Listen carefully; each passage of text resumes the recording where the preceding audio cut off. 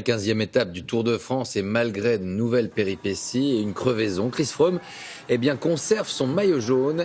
Aujourd'hui, au Puy-en-Velay, c'est le Néerlandais Bauke Mollema qui s'est imposé. Un Tour de France passionnant depuis son départ. Et comme chaque année, ils sont des centaines de milliers de fans de la Grande Boucle à attendre leur héros pour les apercevoir seulement quelques instants. Mathieu Boisseau, Benjamin Poulain, Olivier Gardette. Au fil de la route, tout près des virtuoses du peloton, ils sont 12 millions.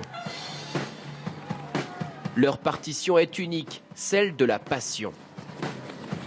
C'est le grand orchestre des spectateurs, avec en son cœur ceux qui pour rien au monde ne manqueraient la Grande Boucle et son immense ferveur.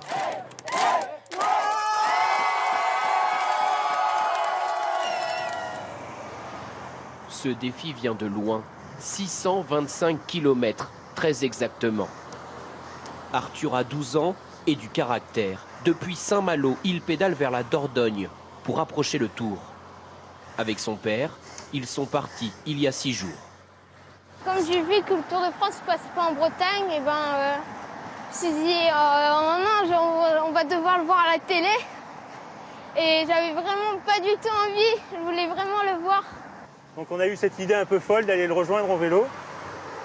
Au départ, je lui avais dit ça en rigolant, mais lui, il a pris pour argent comptant. Pourquoi tu avais absolument envie de voir le Tour de France ? Chaque année, je vais le voir avec mon père et ma mère.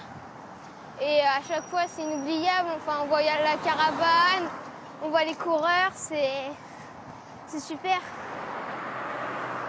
Plus que 10 km et Arthur réalisera son rêve d'enfant. Le même qui porte aujourd'hui Romain, 28 ans, au village départ. Il a roulé toute la nuit après le travail pour approcher ses idoles. Ah bah tiens, ça c'est Cédric Vasseur. Bonjour, enchanté. Bonjour, enchanté, ouais, Cédric. C'est un honneur, ouais. 97, t'as chevauché. Ah, bien. Voilà. Coureur d'hier ou d'aujourd'hui, il se souvient de toutes leurs victoires. Tu fais un numéro ce jour-là fabuleux. Un grand truc. Voilà, et c'était. Et j'ai eu ton vélo quand j'étais petit, un Peugeot jaune et bleu, avec écrit Richard Virenque dessus. Ouais, ça a été mon premier vélo de course. 96-17 alors. Voilà, c'est ça. Croiser tous ces champions qu'on a vus à la télé et les voir en vrai, et puis pouvoir discuter avec eux, c'est magique, quoi. Grâce à un jeu sur Internet, Ça va ? Ouais, on verra. Les sensations sont bonnes. Romain va passer toute l'étape dans la voiture du directeur sportif de son équipe favorite. En chemin, il apercevra forcément l'une des figures les plus connues du public. Sur le Tour depuis 11 ans, Guy, retraité venu de Chartres, se transforme en Pipo le clown. Ça va bon. Le clown Pipo. Mesdames, mesdemoiselles, messieurs, applaudissements pour Pipo. Ça vous lasse pas de faire ça tous les jours? Non, ça m'amuse. Oh! Et l'ambiance avec la caravane, elle est sensationnelle. Vous allez voir ça, regardez bien. Pipo a ses petites habitudes. Et notamment au passage de ce sponsor, une marque d'eau minérale. Ça va, pas de dégâts? Le danger. Dans le sillage du peloton, Romain lui filme avec son téléphone. En plus, on n'est pas très loin, on est à 43 bornes de l'arrivée. Au cœur de la course. Il a si souvent admiré les coureurs à la télévision. Cette fois, il pourrait presque les toucher. Pour Arthur, c'est enfin la ligne d'arrivée, sur le parcours même de l'étape du jour. 10 mois d'entraînement pour vivre ce moment-là. L'arrivée du peloton sur les épaules de son père. Puis, approcher ses héros, coureurs et entraîneurs.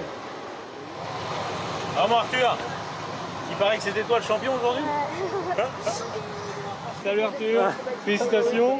Depuis son périple, Arthur aussi a des fans. Monsieur, vous le connaissez Arthur?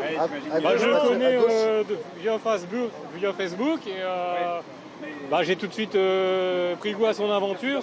625 km pour venir voir le Tour, c'est formidable, c'est exceptionnel, quoi. C'était des super souvenirs. C'était comment dire ça? Magique, Arthur. C'était magique. Un rêve éveillé. Qu'est-ce que tu vas raconter quand tu vas revenir à l'école après?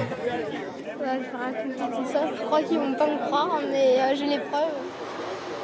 Avec Arthur, Pipo ou encore Romain, l'histoire du Tour de France s'écrit aussi en bord de route, grâce à ses supporters et à leur enthousiasme inégalable. Oui, bravo Arthur. Et demain, les coureurs font une pause avant d'affronter les Alpes cette semaine.